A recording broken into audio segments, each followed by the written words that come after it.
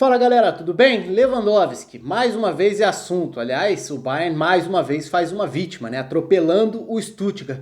Num jogo muito particular, porque com 12 minutos do primeiro tempo, o Bayern ficou com um a menos, a expulsão do Alphonso Davies. E mesmo assim, logo na sequência vem aquela avalanche, né? O Bayern atropela nos 30 minutos seguintes, até menos do que isso, fazendo os 4 gols para cima do Stuttgart. Então 10 contra 11 e o Bayern transformou em goleada contra o adversário que tem as suas virtudes e as suas características específicas também. Então a gente pode falar sobre o cenário do jogo, sobre a vitória como foi e acima de tudo sobre o Lewandowski se aproximando da marca que era tida como imbatível, a de maior número de gols numa só temporada da história da Bundesliga. E é impressionante o que o Lewandowski tem feito até agora, né? É claro que fica até repetitivo, a gente até banaliza o extraordinário. Eu costumo falar muito disso quando a gente fala sobre números de Messi, de Cristiano Ronaldo, mas no caso do Lewandowski é um pouco isso também. O fato dele fazer esse festival de gols a cada fim de semana, aliás, é uma temporada muito especial em relação aos camisas 9. Eu tô com tempo já para gravar um vídeo sobre isso, porque tem vários camisas 9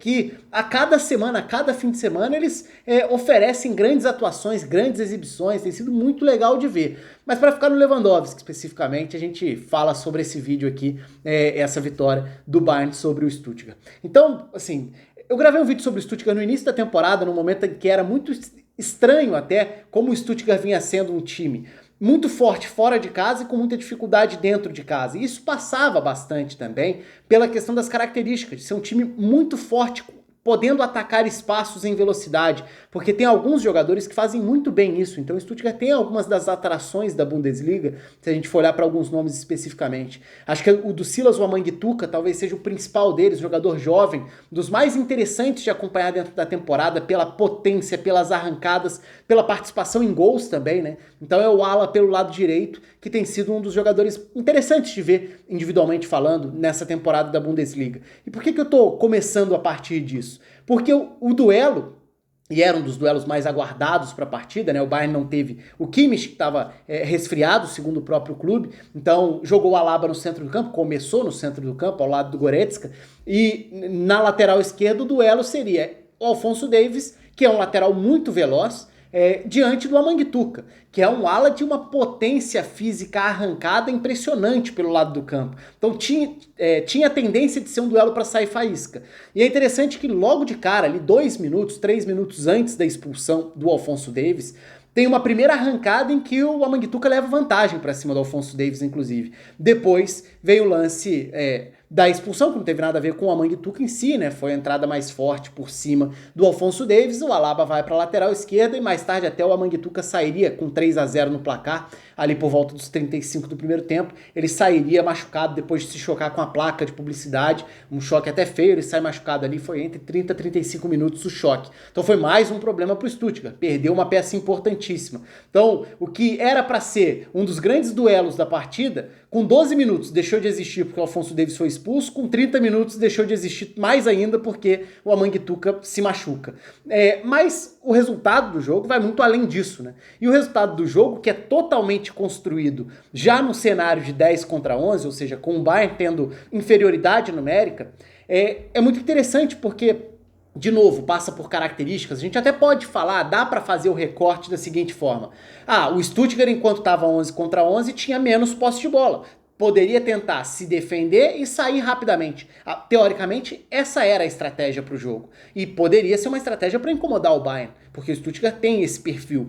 Se a gente tirar esse recorte ali dos primeiros 12 minutos, a gente vai enxergar maior posse de bola do Bayern. Se a gente olhar a partir dos 12 minutos, a gente vai enxergar a maior posse de bola do Stuttgart. Então a gente pode tentar simplificar por esse caminho. O Stuttgart precisou, com um a mais, tentar adotar uma postura mais agressiva, passou a tentar ficar mais com a bola, acabou ele sendo castigado nos contra-ataques. Eu não acho que seja tão simples assim não, tá? Porque não acho que tenha sido o Bayern que ficou recuado esperando, nem acho que os gols do Bayern foram de contra-ataques avassaladores, mas foi um Bayern que conseguiu funcionar muito bem com um a menos. Como eu falei, o Alaba recua para a primeira linha e aí o centro do campo passa a ter uma formação muito curiosa, né? Porque no 4-4-1 do Bayern, a linha de meio campo passa a ter Gnabry e Sané abertos, com Thomas Müller e Goretzka, formando a dupla central. Mas em alguns cenários, por exemplo, no segundo gol, se a gente for olhar, o primeiro gol nasce da boa arrancada do Gnabry pelo lado esquerdo, cruzamento para o Lewandowski antecipar. Então ele chega à frente ali de Mavropanos, de Anton, consegue se antecipar a 2 dos 3 zagueiros do Stuttgart e abre o placar para o time do Bayern. O segundo gol, que é para mim o mais bonito deles, e que não é gol do Lewandowski, né? Os outros 3 foram, mas o segundo não, ele nasce de uma situação muito curiosa. Os dois meio-campistas mais próximos da linha de 4 de defesa do Bayern na origem da jogada, quando o Stuttgart está saindo para o jogo, os dois mais recuados por dentro na marcação no centro do campo do Bayern são Sané e Gnabry. Ou seja, foge completamente de qualquer lógica, porque são os dois pontas que passaram a ter que fechar uma segunda linha pelos lados, num 4-4-1, mas que nesse momento, com o Goretzka e com o Thomas Müller tentando pressionar, avançando um pouco mais, os dois fecharam e são os dois que iniciam a jogada que eles mesmos vão concluir lá na frente. E aí é uma belíssima aula de como fazer essa transição que nem sempre precisa ser tão acelerada assim, mas o que é a transição nesse caso? É como se comportar a partir do momento em que a posse de bola mudou de dono. O Bayern recupera a bola com os dois por dentro, com o Sané e com o Gnabry, e roda. Roda com qualidade, não que tenha sido uma posse tão longa, mas também não foi aquele contra-ataque de 2, 3 toques na bola. Foi um time que conseguiu acelerar a partir da troca de passes, já se aproximando da área até a definição. O segundo gol é um golaço mesmo. E depois o Bayern amplia e chega aos 4 gols, chega ao 4-0, a partir de outras situações também.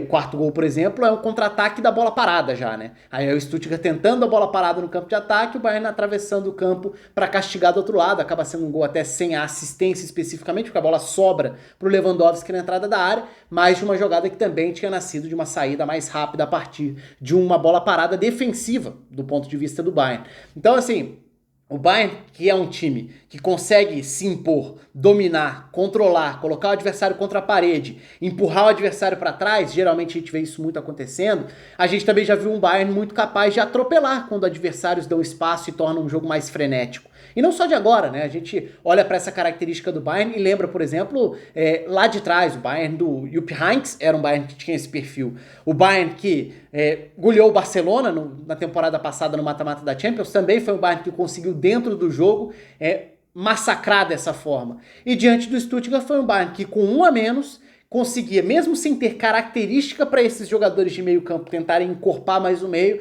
quando recuperava conseguia, não necessariamente de forma apressada ou desesperada, mas conseguia construir situações de gols e conseguiu criar no primeiro tempo 4-0, mesmo com 10 durante todo esse período. Então, foi impressionante do ponto de vista do Bayern. E aí, se a gente fala do Lewandowski, né?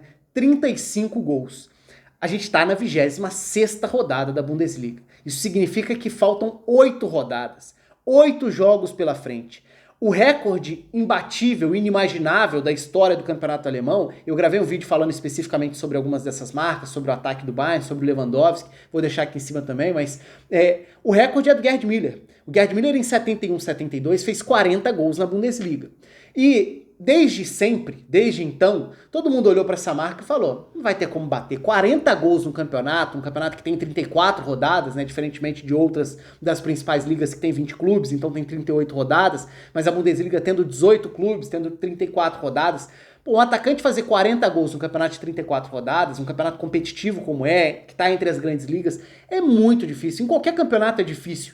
Mas o Lewandowski tem 35 gols em 25 jogos. Ele não jogou um jogo, né? É bom lembrar isso. Aliás, ele também... A única partida que ele não foi titular foi na derrota por goleada pro Hoffenheim lá no início do campeonato. Mas só em um jogo ele não participou dessas 26 rodadas. Então sim, faltam 8. Mas se a gente for olhar para o que ele jogou, são 35 gols em 25 jogos, o que é ainda mais assustador. Então a gente está falando aí de 5 gols de distância pro recorde, para igualar pelo menos o recorde, faltando 8 rodadas.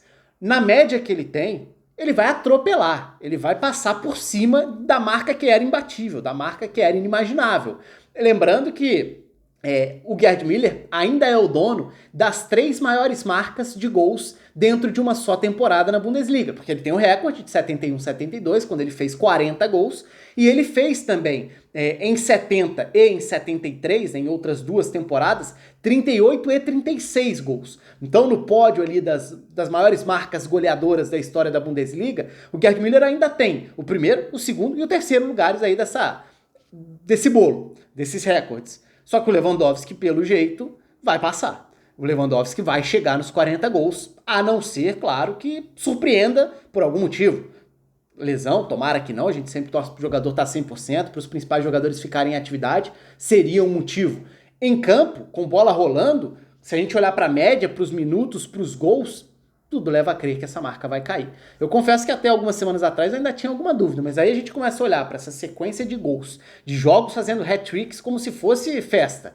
E agora, faltando 8 rodadas, precisando de 5 gols para igualar, 6 gols para superar, para um cara que fez 35 em 25 jogos, é difícil apostar contra, né? Mas o espaço está aberto aqui para vocês. Quero saber o que vocês acham, se o Lewandowski vai marcar, até onde vocês acham que ele pode ir, né? Até que marca ele pode chegar. Será que ele vai a 45, por exemplo?